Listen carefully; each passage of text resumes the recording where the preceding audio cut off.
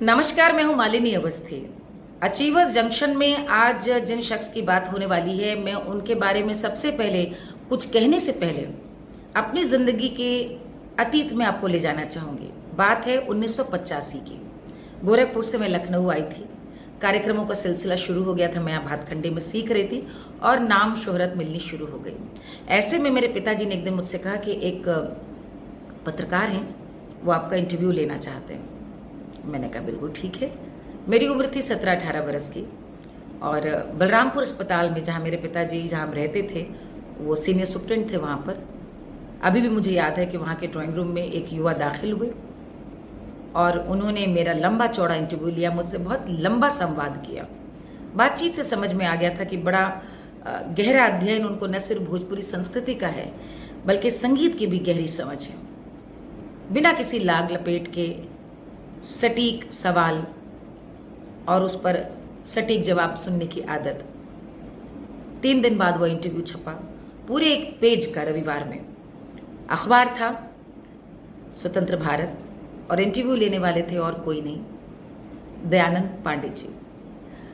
तो दयानंद पांडे जी से आप समझ सकते हैं कि हमारी कितनी पुरानी मुलाकात है। वो गोरखपुर से आते हैं। उन्होंने मेरे जीवन के पूरे अध्ययन संघर्ष के पूरे जो मेरी पूरी यात्रा है उसके वो साक्षी रहे हैं कहीं ना कहीं।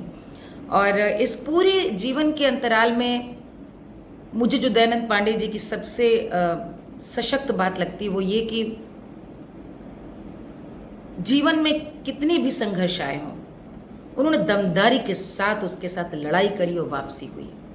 कम लोग जानते हैं शायद कि वो एक बहुत भीषण एक्सीडेंट से वे गुजरे और उससे गुजर करके न सिर्फ उन्होंने दमदार वापसी की, बल्कि अपने भीतर जो एक पत्रकार था, जो लेखक था, जो अखबार में सच को सच कहता था, उस कर्म को करते करते अपने भीतर के रचना धर्मी को जीवित रखा और एक के बाद एक कितनी किताबें लिख रहा है। उनकी पुस्तक लोग कभी अब गाते नहीं, वो तो पूरी संगीत की पृष्ठभूमि पे ही है। कई पुस्तकें मैंने उनकी पढ़ी और उनसे लगातार संपर्क बना रहता है। लेकिन इस समय जो सबसे सशक्त उनके साथ संबंध बना हुआ मेरा ही नहीं, बल्कि शायद आप सबका, वो सोशल मीडिया पे जितनी मुखरता के साथ, बिना लाग लपेट के, जितनी स्पष्टता के साथ वो अपनी बात कहते हैं, मुझे लगता है बहुत सारे लोग उनसे सीखते हैं कि साहस कैसा होना चाहिए। लोग उनसे ये भी सीखते हैं कि मुखर होना अच्छी बात है, मुखर होकर सही शब्दों के साथ बिना किसी निष्पक्ष होकर के अपनी बात को अभिव्यक्त करना, ये दयानंद पांडे जी से सीखा जाना चाहिए।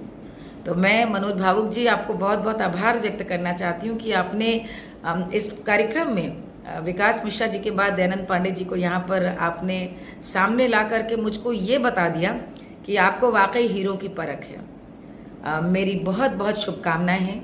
दयानंद पांडे जी से मेरा उनसे पारिवारिक संबंध है। उनकी बिटिया के विवाह में भी मैं आई थी, वो भी मेरी बेटी के विवाह में आए थे। मैं उनको अपनी ओर से यही शुभकामनाएं देती हूँ कि उनका लेखन जारी रहे। बहुत सारे विषय हैं, वो भी, उनकी कलम उनके संग भी न्याय करे।